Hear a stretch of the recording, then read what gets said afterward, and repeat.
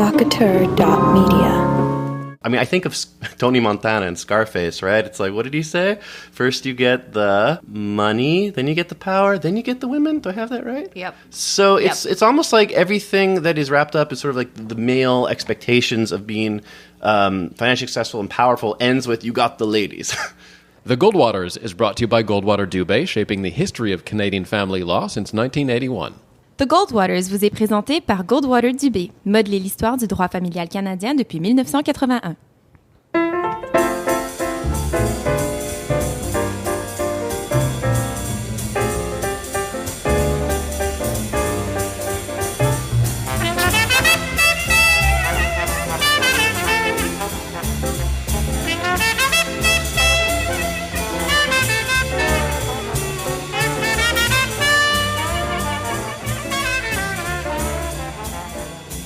Welcome to the Goldwaters. I'm your moderator, Dan Delmar, and as usual, we have the Goldwaters here with me today, or just two of the three, actually. We have Dr. Samantha and Daniel, and France is off this week. She is, I guess as we say in Quebec, en période de réflexion. She's going to take a bit of a media break, and she's thinking about her potential political career, and she'll be making an announcement on the podcast soon. But Daniel, Samantha, today we'll be discussing masculinity. How did this topic come about? I was crushing beer cans on my head, and my chest hair was being conditioned and combed, and Samantha's like, "You're so manly. We should talk about this." So we're going to talk about how men are changing today. Is the prototypical stoic figure, the John Wayne, the Marlboro Man, are those sort of passé? We're going to talk about the link between violence and masculinity, the future of manliness, and much more. But first, let's take a look at sort of contemporary masculinity and just plunge right in to where we are with, of course, Donald Trump and sort of the evolution of masculinity in America. Manufacturing jobs in particular were pretty much a cornerstone of the masculine identity in America for many years. That is slipping away. Is the masculine identity evaporating along with those so-called Rust Belt jobs that Donald Trump appealed to so much? And is there any saving it? Should we save the masculine identity? Well, speaking as a man, it's odd for me to relate personally to this topic because I'll just put out right away that I have trouble relating to this meme of the decline of men and I guess the rise of women as its corollary. Personally, I could observe the trends. I mean, as you just kind of introed with Dan, the idea of the breadwinning male in, say, rural Rust Belt America who is supporting the family on a factory job that's no longer there and threatening the man's sense of breadwinner and all that, and having real consequences in society. But I find it difficult to relate to because I just personally don't feel threatened by this rise of women. I could acknowledge that it's happening, and rise of women or maybe decline of men, however you want to brand it. But I just personally have problems relating to it and the resentments behind it. Maybe I'm not angry enough. Maybe that reflects more, socioeconomic status. And a lot of the classic kind of manly factory jobs and minor jobs and strong working man jobs don't really apply to being a lawyer. That these things, that being a lawyer is not in decline, or being in the professional class hasn't really been touched by the same economic forces as a lot of the blue collar working jobs have been. Just to push back on that a little bit, to stick up for my lawyer bros, that actually their faculties, law faculties across the country, and I believe in the States it's the same thing, are more and more dominated by women. I went to Université de Montréal law school, and I believe the ratios were something in the range of about 65-70% women. It was really was female dominated, and I think you're seeing that. I mean, that's also, I think, part of this meme is that men are having trouble keeping up, at least outside the STEM subjects, they say, right? Keeping up with women in terms of university achievement. And you're seeing that in the law faculties. Even our generation, it's interesting. If you think back to our grandmother, my mother's mother was the first woman to get the highest mark on the bar exams, provincial bar exams in her day. And she won I believe a medal for it. I forget, it was the Medal of Paris. I should know this. Yeah, it was related to Paris or France. Yes, Ruth Goldwater. Right, and in my experience in law school, I mean, again, women were there and they were kicking butt. Well, you make a really good point, and there's been a similar move in psychology. It's been really quite dramatic in psychology. In fact, it hasn't gone. It's slowly creeping up into academia, but in terms of the people that are becoming psychologists, it's by far women at this point. In academia, there's still quite a large representation of men, but that's kind of those dynamics are changing as well. But I guess whether, I similarly had a bit, let me echo some of the difficulties I had with the subject of masculinity and the death of masculinity, that I feel that we tend to be extremely invested in our gender concepts and constructs, that to be a woman means this, to be a man means that. And maybe it's just that I've studied a lot of statistics and normal distributions and things that has sort of shaped my view of this or affected how I see these constructs. But I just think that there's so much variability in people and within each of these constructs of what it means to be a man, that I don't really see how you can have the death of it. I just see how you would have a shift. You'd have changing dynamics. I don't think that a man needs necessarily to be blue collar, hardworking, supporting the family, that this is what a man needs to be. I think that there's a lot of wiggle room within there, that you can still be a man and have a powerful identity and feel confident about that without fitting into these narrow constructs. Sure, you could have a man bun and wear espadrilles and short, tight shorts or whatever it might be, and you're still, I guess, a cool dude today. So I think, though, that, I mean, if you had to reduce it, I guess, to what is the essential difference in my mind between men and women that still persists to this day, and maybe this is going to sound too primal, is just that we're still bigger. We're physically larger than women. And on average, yeah. Yeah, I mean, it's pretty evident. And I think that always kind of... That's why I don't feel threatened maybe by the rise of women. I just kind of feel that... I feel like a self-hating, effete liberal male when I say this, but men have dominated history, and really often through threat of physical or sexual violence, and so to let up the reins on that, I don't see the tables turning, because I guess you're not worried about women are going to take over through violence and sexual violence. No, and if women want to have white-collar jobs and make more money and allow guys like me to raise little kids, go ahead, great. Like, I'm applauding it. Take care of us. Well, it's interesting because originally, again, when we were approaching this topic, and I thought, well, what is masculinity to me? What do I think of masculinity? I had a lot of, again, I had some difficulty with this, that I was just thinking, well, I guess a lot of the traits that I admire in men and respect in men are the same ones that I admire and respect in women. And I was putting on this very equal playing field.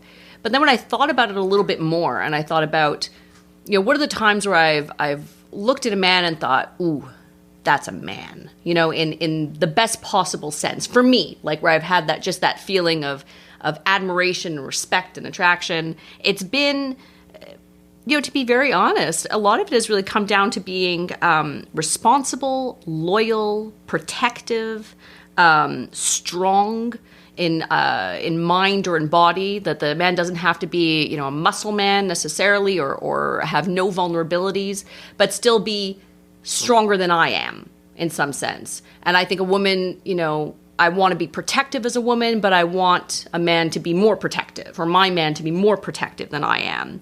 And having a certain easy confidence, and that includes feeling confident enough to not see me as a threat, and not need to debase or lower other people in order to feel big and strong and powerful. Okay, even when you're saying to be protective, though, I mean, just to me, immediately what jumps out is kind of what I was just alluding to before. I think of physicality. I think about my male experience, and when I try to contrast it to what I imagine to be the female experience, has to do in many ways with the threat of physical or sexual violence. I keep coming back to this, but I think back to my more when I was younger, my high school years, or when I was a young adult. Now I'm an old adult, and I would go to, say, clubs or going downtown, and there's always that. It started to occur to me that, like, all right, if I were a woman in this situation, there is like threat of potential sexual or physical violence at every turn when you're going out, say clubbing in a big city, that guys might start grinding on you. They might try and apply you with alcohol or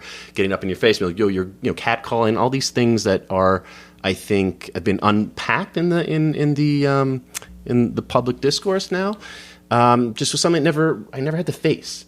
And so I've never felt threatened by women. I keep attaching it to that sort of physicality, and maybe you're right, Samantha. Maybe it has to do with the fact that economically, I'm a white collar class person. I'm more not a struggling high school educated guy in the Rust Belt or whatever it might be. So maybe those economic social forces just don't appeal to me. Yeah, they may not apply the same way. I can definitely, resonate with. I guess, some of the physical threats that come with being, if I think of masculinity, and I guess if I think of, what I admire in a man, or when I think, man, there is, you're right, a lot of it does come into a certain physicality and an attitude and confidence that goes along with it.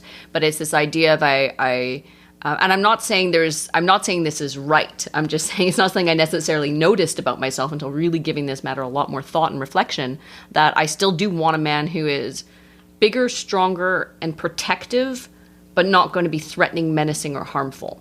And my experience, when I was a young woman, and still to a certain extent now, was marked by, I guess a very approach-withdrawal relationship to men, where I, mostly heterosexual and still found, guys appealing and attractive and wanted to date and explore that. But there was also a very real and, for me, extremely conscious fear that went along with that. It was and that did affect a lot of my, my sexual development, which was just that there was always that thought in my head that, even if I want to be with this guy, then he could still rape me at any moment. This could still happen. And so I always had to be very careful. And so when I think of things now in terms of my conception of masculinity and what I desire, I do want a certain protective component, but at the same time that's non-threatening to me, at least, and to our family. And in terms of the economic factors, I think that does fall under the male kind of traditional protector role. You're going to protect the family. And chivalry. I mean, this dovetails perfectly with the notion of chivalry. I mean, the very notion of warrior codes throughout all cultures, whether it's like Bushido in Japan or classic European chivalry, my understanding of it, I mean, I have a history degree, actually, I had a class on this, is the notion that you had these often mercenary armies, sort of these that in times of war were very useful in society, and then in times of peace, it's like, okay, we have this violent gang of misfits who've been raping and pillaging our enemies. Now they're just idle. What are we going to do? And so naturally, organically, a lot of societies came up with this sort of chivalric code. It's like, well, you have to rein in this natural male propensity towards violence and sexual violence through codes of engagement that are civil and restrained.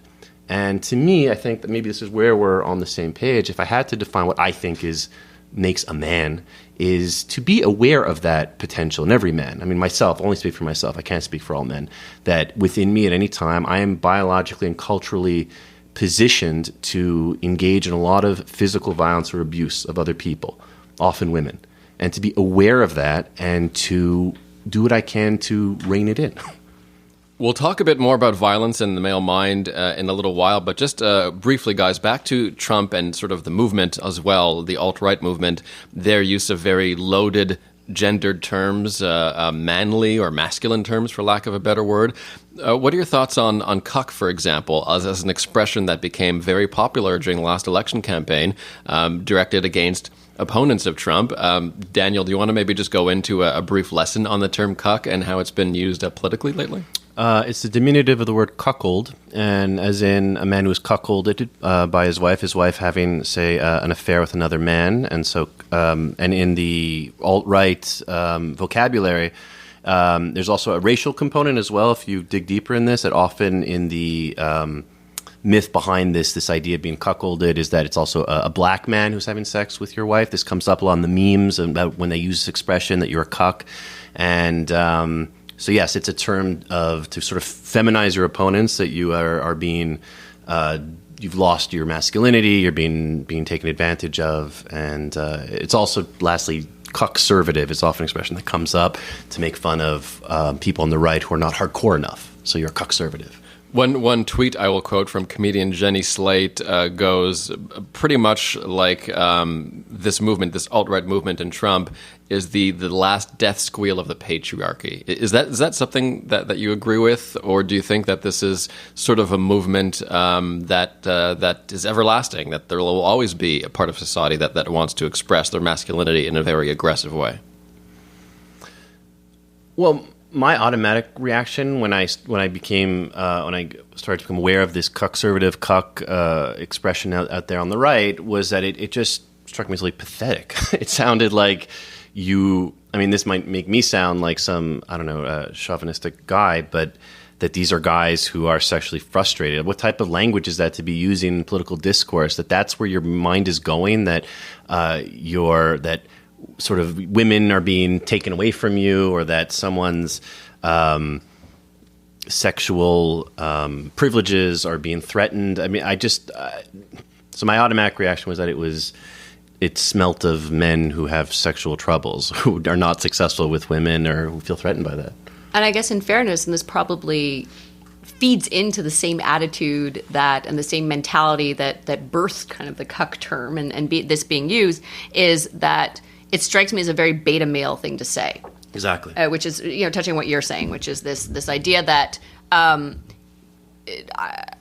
me, a man is confident and doesn't need to. Well, if I think of the traditional masculine definition, a man is confident enough that he doesn't need to debase or defend himself against nonsense. That he's confident enough in his identity and in his place that these things sort of rub off on him, or just slide off his back.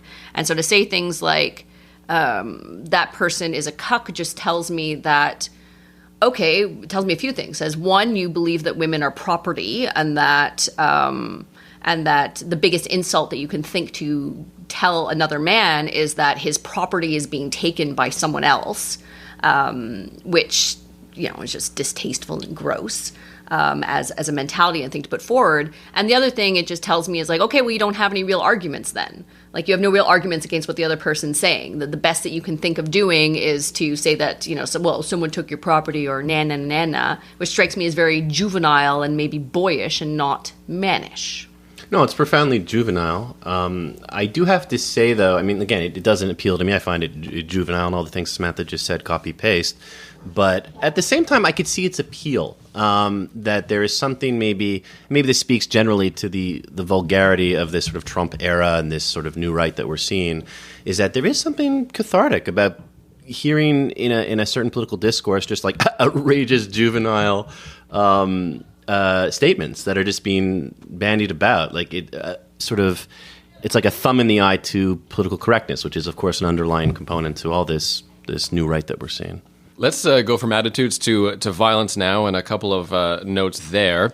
We could talk about terrorism, about suicide bombers, mass shooters.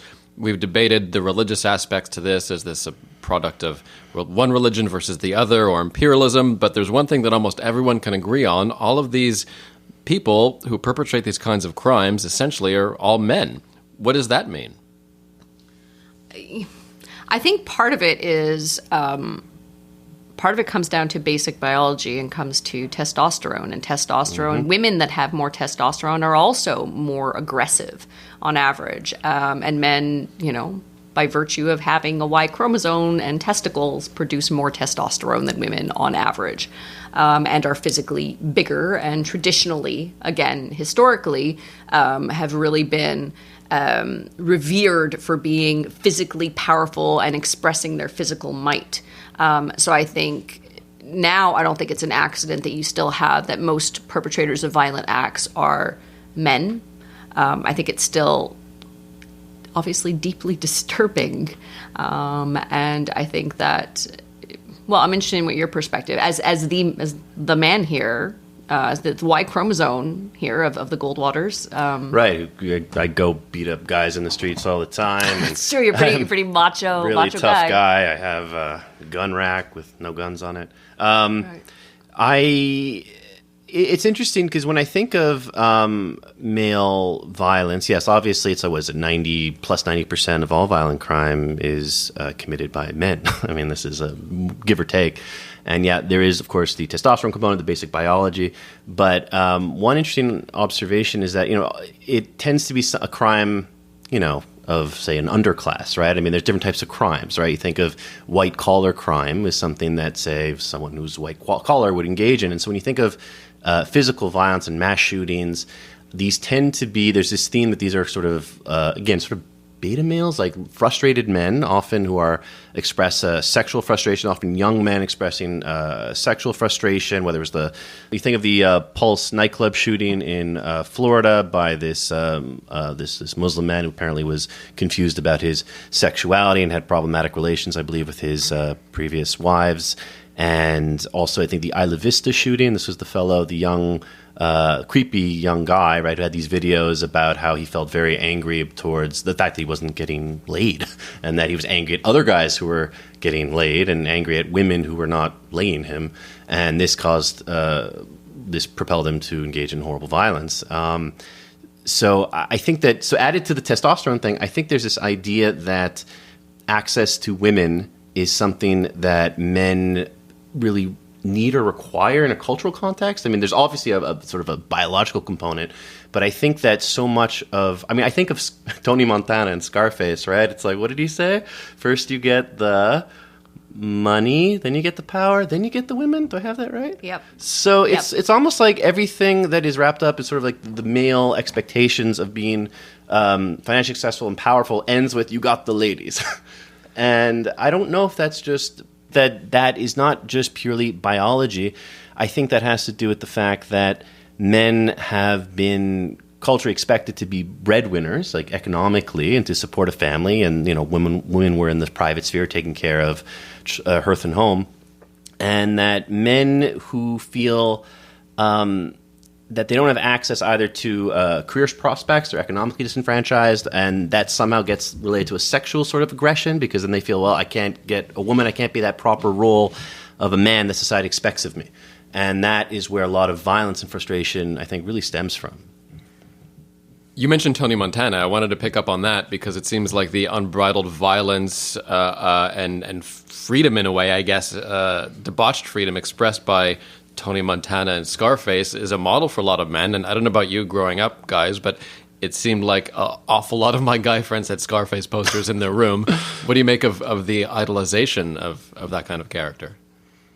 Well, I mean, I don't want to be judgmental. I mean, it's a good movie, but I, in my mind, associate it with kind of beta males, guys who are obsessed with Scarface. I don't want to be upsetting to any audience members. Again, it's a good film; it has its merits, but the type of man who has that Scarface obsession, it speaks to me of a man who is frustrated in his masculinity. It's just like, well, you're living vicariously through this image, probably because you feel that you can't secure a powerful position in society on your own or without resorting to these means.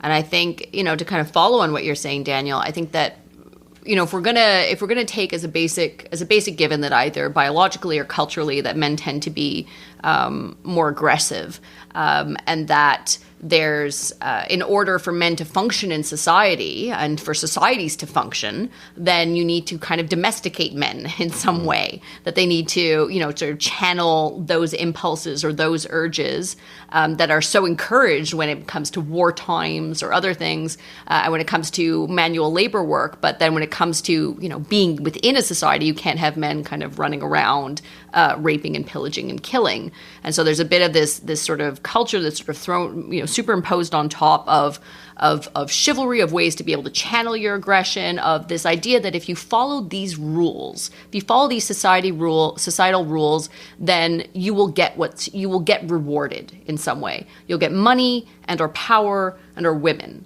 And these are the things that are going to happen if you if you bend to this domestication, it's going to be in your interest. And I think for the men that feel that they're following the script, that they're doing what they're, quote, supposed to be doing. Like, I try to get a job, I try to work hard, I subscribe to your views of domestication, what a man is supposed to be in society, and I'm not getting any of this stuff you said I was going to get. I'm not getting the woman, I'm not getting the power, I'm not getting the job. There's this huge frustration. And I find, on a much lesser level, you'll hear that kind of coming out when guys talk about the friend zone. That they'll say, well, women have told me and feminists have told me all this time that all I have to do is just be nice, like just don't be a jerk. And if I'm friends with women, and if I offer to, if I ascribe to egalitarian ideals and I offer to cook them dinner or something like that, then this will be a transactional thing. Then I will, then sex will come to me and this woman will come to me as a relationship. And then this huge frustration when they realize that, wait a minute, I can still do, quote, everything right and not get the thing, and the thing being the woman. And so there comes this anger and this aggression that has this sort of non-specific anger and aggression, like, hey, I followed the rules, where's my stuff? Like, I worked hard, I went to my job, and where's my money? And I think this has to do also with, maybe a cure to this or something to help is trying to navigate your way. I'll speak for myself. And when I was growing up and going through my adolescence and trying to navigate my own masculinity and inheriting all the tropes of what a man is supposed to be, like, I don't know, throwing on the pigskin or something, I at one point had to be like, well, I'm not really that guy, okay? I am not the traditional jock, okay? I'm not a varsity dude, okay? I'm a bit off, okay? I would consider myself, closer to a nerd spectrum, but it never. I had to still deal with that at one point. Look, I have to admit the appeal, that primal appeal of the jock who gets all the babes and who is big and muscly. I grew up on Saved by the Bell, and I had to witness that and then find like, well, how am I going to get access to women? Really is all that really matters in adolescence. I can speak for myself.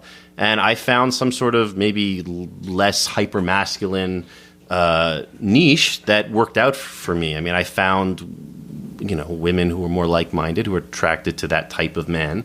And so I didn't feel so threatened. I imagine if I was living maybe in a more closed society where that's really the only thing that's available and there's only, I don't know, cheerleaders and football players, and that's the only thing that's available, and then I might, be more frustrated. Growing up in something more cosmopolitan helps. Well, and I think cosmopolitan, sure, but I think what you're selling, what you're selling yourself short here is that there's a lot of aspects of masculinity that you still, of traditional masculinity that you still fall under, that still. That a lot of people still find appealing in this society. So even if you're saying, well, I wasn't a jock, I'm not that that's not my thing, you got into doing a lot of exercise and going to the gym and doing weightlifting. You got into Muay Thai, which is super hyper aggressive, masculine. You're also a large dude. Like, you're a tall guy, you're fit, you have big shoulders, you're a physically big guy. And you're in a position of relative economic power. And so you're still someone who can be, even if you're not engaging in football, you can be, quote, successful in the current model of masculinity. And I think it could be very different if you don't fit into those other boxes and you feel like you're going through all the motions and you're like, okay, I did if you're more social, you're also quite socially adept. And for guys that may be a little bit more socially awkward, that may not have economic power, that may be smaller. Catch. I'm really impressed with this readout. I'm like muscly and economically successful and socially adept. And this the whole purpose of this episode was just supposed to be a dating ad for Daniel. I'm going to start squatting and doing push-ups. You just like watch me and describe to the audience. you're rippling muscles and the sweat on your brow. Sure. But yeah, I think that for. But this comes down to physicality is another theme I think that we're gravitating towards. But physicality and also still position in society. Like, because there's also that you're not, were you poor? Were you poor, had a lower education, or more socially awkward also? So in terms of like social hierarchy, in terms of economic hierarchy, then I think things, the physicality definitely does play in. Well, yeah. Well, being socially at ease is always going to help anybody in any social configuration. But I think too, going back to high school, I remember making this observation at the time. There was a guy who I will not name who was very successful with the ladies, right, back in my high school. And I remember being like, this guy doesn't really have much going on. But he was large. He was large. I mean, he was also socially adept. He was not sort of the big odd kid in the corner. But there was this. I often felt that the popular guys, there was almost like this hierarchy. I remember making that observation with my friends that like it kind of comes down to who can beat up who in high school. Like no one really talk about that. It's not that explicit, and people have their there's nuances. An interesting fact in terms of the bullying research. Right. Yeah, physical size and appearance makes no difference really in terms of who's going to be bullied or not in women. In girls. And in boys, the only physical aspect that makes a difference in terms of increasing your risk of being bullied is physical stature being smaller, and that will increase your risk. So yeah, I think I think physicality. You're right. It does play a really big role. I don't think it's a sufficient role. I don't think it's the only part, but it does definitely come in there. It also relates to red shirting. Right? In the States, it's more popular. This refers to parents who used to be that parents wanted to skip their kids ahead in school if they were gifted, but now the trend is to keep them a year behind so that they're, particularly for the boys, they'll be physically larger and have to be naturally more leadership potential as they go through the cohort. But also have better social skills, like better emotion regulation skills, better social skills because they're a little bit older. And that social skills does play in the bullying research. That plays in across the spectrum for boys and girls, that the ones that are more socially isolated have social communication problems. The ones that are easy pickings, the ones that are just outside of the pack, that they're the ones that are much more likely to be to fall victim or to be picked on in that context. Are there any manly men in real life or perhaps in pop culture that either of you looked up to, or Daniel, that were perhaps even formative for you? That's a very good question. I don't know if there's a particular male figure that comes to mind. I mean, there's basically my father. I mean, not to sound cheesy, but I love my dad. I looked up to him as the male ideal, as I think many boys do. But for me, when I think of it, I have to reduce it to its essence.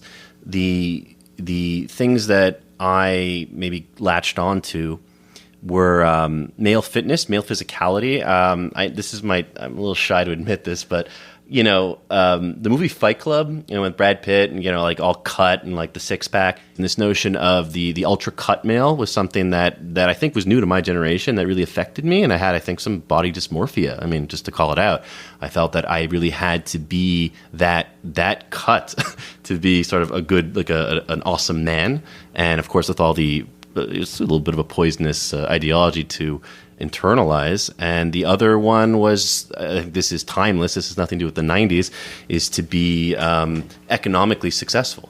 So I would think of, I guess, again, this sounds so cheesy, but, I don't want to be murdering women, but I think of American Psycho. I think of Patrick Bateman type or something, some sort of the guys that you admired as a view of masculinity. Essentially, yeah. Patrick. When I grow up, I want to be Patrick Bateman and Tyler Durden, and Patrick Bateman. Sign me up. Yep. Yeah. I don't know if the audience can see this, but I'm slowly backing away, protecting my core. Well, it was covert. I'm shy to admit this, but I mean, you're asking the question. I'm being honest about it. These things did affect me to be this sort of hyper urbane, wealthy, condo dwelling urbanite. Seemed like, all right, that sounds cool. That's what a man should be. That's one element. Let me check that off. Get my white collar degree and access to that type of world. And the other part of it was, and have a bodacious cut bod. Very primitive stuff, but I have to say it really affected me. And I think for me, I've besides people in my life, obviously my dad, my husband, I love those guys. They're definitions of masculinity for me. But if I have to look in more popular culture, the first person that comes to mind, I'll say is Barack Obama. Think of Barack Obama. Well, he's I guess there is also a physicality that plays in that comes into play there. He's tall and handsome, although that's not the main part of it. It's that he has this easy confidence that he exudes what I think of as power. Not just because he's the former president of the United States of America, but also that this is going to seem like a weird, well, It's just that he doesn't seem like he needs to fight back if someone says something absurd or ridiculous. That he knows his place and he knows who he is enough that if someone can throw an insult to him, he can just see it as kind of funny and chuckle because he just has that confidence. He isn't the one who's strong and confident enough that they don't need to fight. It's funny because I had his visceral reaction. It's odd because I'm a fan of Barack Obama, and I think that he's the greatest president I've seen in my generation. Just classy, sophisticated, wonderful man. But it's interesting because I had this visceral reaction that it's not what I associate, however, with some sort of idealized masculinity in my narrative. Because, and I hate to say this, well, yeah, you're looking for psychopaths. Psychopaths. Well, no, I'll tell you. I think I reduced it. It's like this.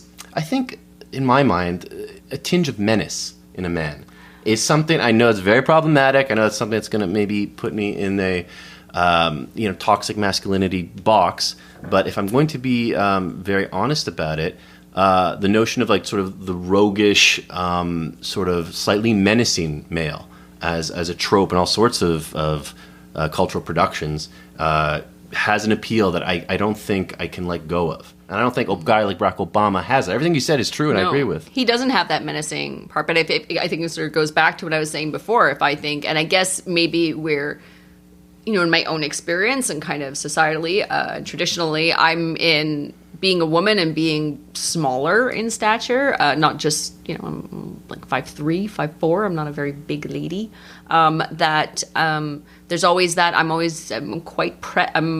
There's always this presence in my mind that men in particular can aggress against me at any moment. And I try not to bring that to the forefront, but I recognize that.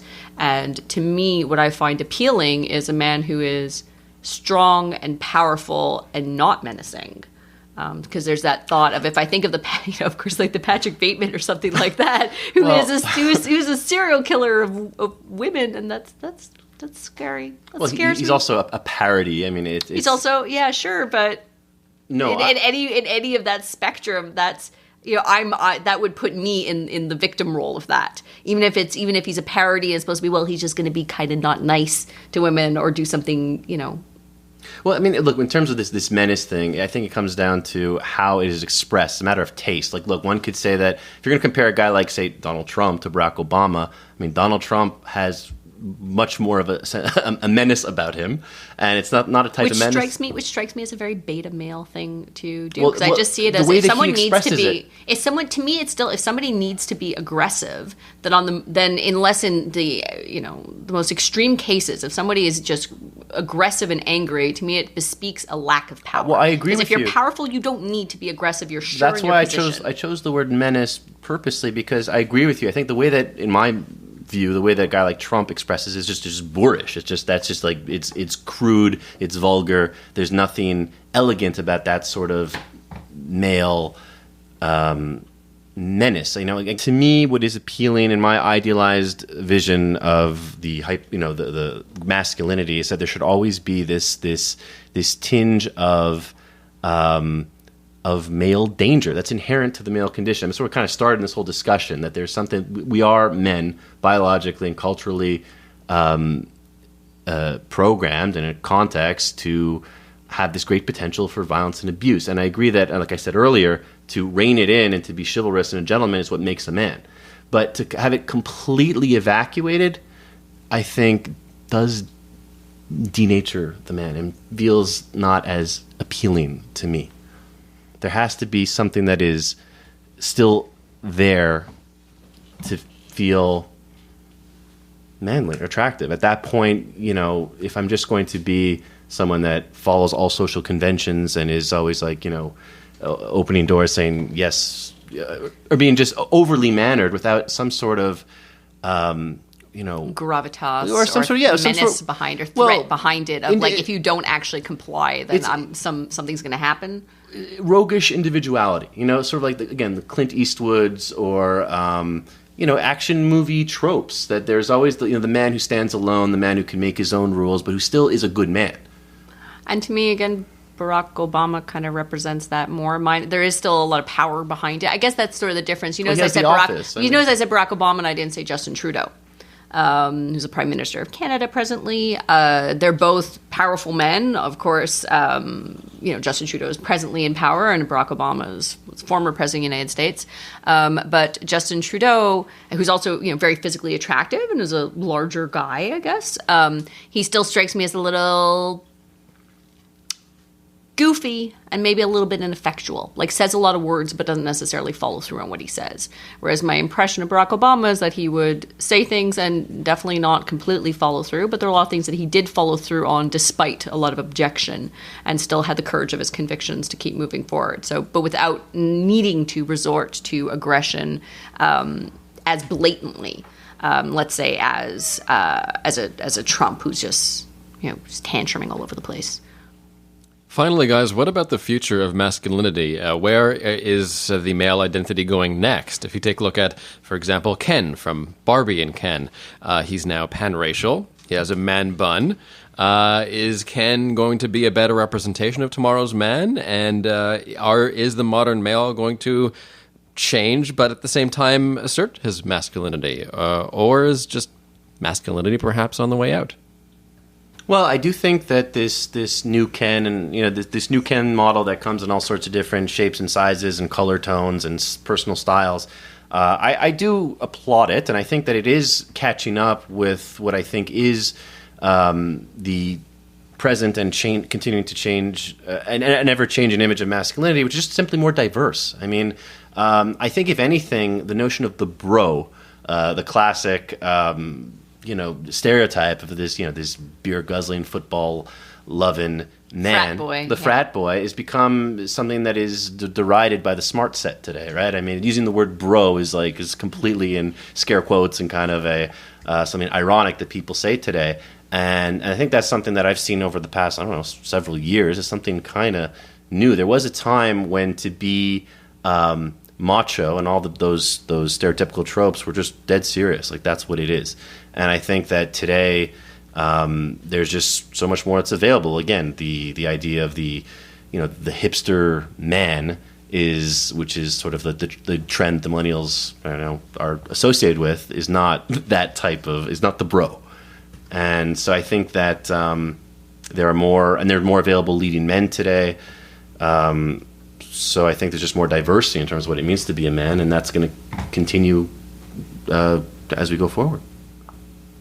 I agree. I think the definitions of masculinity, continue to evolve and change as they should. I think now it's still, there's a lot of polarization. It may be that this is just a time for growth in the term, that right now there's still a bit of this, sort of the alt-right narrative of what a man is versus the, millennial kind of softer, friendly man bun version of what a man is. And those two images are really, very, very apart, very far apart now in terms of what a real man is. And I think that, we're just going to see where that ends up evolving to and what ends up happening with that. It may just be that as the definitions of masculinity start to change and shift and become a little bit more nurturing and involved in childcare and in grooming and in being societally helpful, that you're having maybe more of this kind of death throes backlash of this really hyper exaggerated version of masculinity from the alt-right that's sort of coming out. But I don't know. We'll have to wait and see. If I think even just in my own circle over my own life and my own experience, I think that the view of the man in family has definitely evolved over the course of my life. I find that when I was younger, we have a dad who was very, very involved in our child rearing. And so that wasn't necessarily as typical when we were kids. But I find now it is considered a bit more typical, and that a view of a man is in this age of ever-increasing divorce and family dissolution, a man is someone who still has shared custody of his kids and who takes care of them and who helps them out and involves in a lot of that direct kind of parental labor. And I think that's definitely a shift as things have gone on. So we'll see where it continues to evolve. And that's in the social realities of in terms of family. But when I think too, we're also living in the age of superhero films where There's all sorts of muscly superheroes running around dominating the box office. So it's not like it's gone, right. the notion of the hyper-masculine male. Though I do think even in this current context, though, it's still a bit more knowing than it's ever been, a bit more self-aware than it's ever been. Even if I think of a guy like The Rock, right, who is this huge, muscly leading man who's very popular these days, there's something kind of goofy and self-knowing about how he brands himself, right? It's not as if this is not the self-serious like Schwarzenegger of the 80s, right, where he's like in commando and like, no, this is serious. Like, I'm really hacking people up, and there is no tongue-in-cheek aspect to this. Like, I am an over-muscled alpha dog. And I think, so I think that even today, most men today, I think, are also aware of a lot of the sort of feminist critiques that have creeped into mainstream society. They're aware of expressions like, male gaze or manspreading. And so I think men are growing up today a bit more self-aware of the tropes of masculinity and are able to distance themselves from it in a way that I think they weren't able to before. I think you're touching, if I think even just of current, more current cinema, like I can definitely see what you're saying. Even the hyper, if you go The Rock in Moana, in this Disney film, he was still, starts off as this very almost exaggerated male, hyper male, masculine, diminishing women character, but in the end ends up really kind of recognizing the female character's power and having much more power sharing and becoming much more modern, I guess, in our conception of masculinity. And if you look at even one of the most violent, extremely violent kind of superhero movies recently, Logan, that was... Even in that role where Logan is one of the most extreme kind of macho superheroes and is hyper violent and, hairy chest and everything else. He's about fatherhood, yeah. Yeah, the whole film is about fatherhood and actually giving kind of direct care, concern, and love that evolves over the course of the film. So you can almost see it as maybe an evolution of how we're seeing, his character, and then by extension, masculinity. That it's this, you can still have this sort of growth into responsibility and paternity in a real involved way. I mean, that's a great example. I think it's also more of a sort of a serious Marvel film, a serious superhero film. But one thing comes to mind as we're talking about this. Think of the Expendables franchise, right? Which is very funny because if you think about it, that whole thing is in a way lampooning the macho action hero of yesterday, right? Every single guy in that franchise is an action movie star, and they're called the Expendables. And the whole point of it is that this is kind of a winking, sort of tongue-in-cheek nod to this self-serious action hero. And so I think, again, there's this distance that we have today that as society, that we see what these male tropes are, and we're able to call them out and not feel... I guess not take them as seriously, and also to see kind of the evolving role of parenthood. And of men, I guess, as women have gone more and more into the workforce, over the generations, and have they have a lot more sharing in terms of the parental role, and men have had to kind of rise up and take more responsibility and direct childcare of their kids. I think that's one of the aspects of masculinity that I could see has sort of changed and evolved in terms of what it's viewed as now. That sort of caregiving role, particularly pertaining to family, and not just caregiving economically, but in terms of the actual labor of caregiving, then I think that's one of the changing definitions of masculinity that's coming up. Further reading, viewing, or maybe lifting on the subject of masculinity? I'm going to go actually with an article that I thought was... I was tempted to go for a whole bunch of different movie options, but I'm going to take a step back from that. And there's one, this article, The Weaponized Loser, by Stephen T. Asma, and that's on Aeon, aeon.co. It's one of the essays there. And I find it really has a very interesting exploration of how frustrated male desire and frustrated male achievement can kind of feed into a lot of aggression and violence kind of across the world. And it's a very interesting kind of presentation and theory, and really quite compelling and worth a read. My endorsement shout out would be a film. I often go for film, In the Company of Men. which is what a great choice. Yeah, that was one of my favorite films, and this is from 1997, and the story is just about two men in the corporate world, and one is more alpha than the other, and they start to bond with this toxic masculinity, and start to play these vicious games on the women at the company that they're in. Sort of, I mean, I don't want to give too much away. But I think that's all what I love about this film, why I think it's important for people to see, something we didn't really talk about in this podcast, is the one-upmanship that goes on between men when women are not around. That even as enlightened as I like to think I am as a male in today's day and age, when men get together, and especially when you're bonding, you don't really know them very well, you haven't opened yourself up much, there's that's often a place to go to, is to sort of some sort of jockey sort of sometimes misogynistic type of humor, or trying to male bond at the expense of our dignity as men, and it's so I think people should see it. As a side note, this is actually a film that I showed a clip of when I was doing a talk on psychopathy, because I find that this is, In the Company of Men, has one of the best depictions I've seen of kind of the business psychopath. We think of psychopathy a lot as being this very, related to a lot of physical violence. And Robert Hare, one of the ones who coined the term psychopath and really popularized it, really talks about these non-physically aggressive psychopaths, these sort of business psychopaths. And I find that In the Company of Men, just a beautiful, a really fantastic depiction, and it really overlaps, as you're saying, with toxic masculinity, this kind of jockeying for power. Great recommendation, Daniel. Yeah. I'm a man. And France will return later this month on the podcast as her reflection continues about her political career. But in the meantime, that was a great episode on masculinity. Samantha and Daniel, thanks very much. Thank you. Thanks, brah. Don't forget to... You guys going to fight now? We're going to arm wrestle. Don't forget to hashtag the Goldwaters on social media. You can share the episodes. That is the only way to support us, so please do that. You can also drop us a line at talk@thegoldwaters.ca to tell us what you think about today's show or past episodes. Thanks again, Goldwaters. Booga, booga, booga, booga. Provocateur.media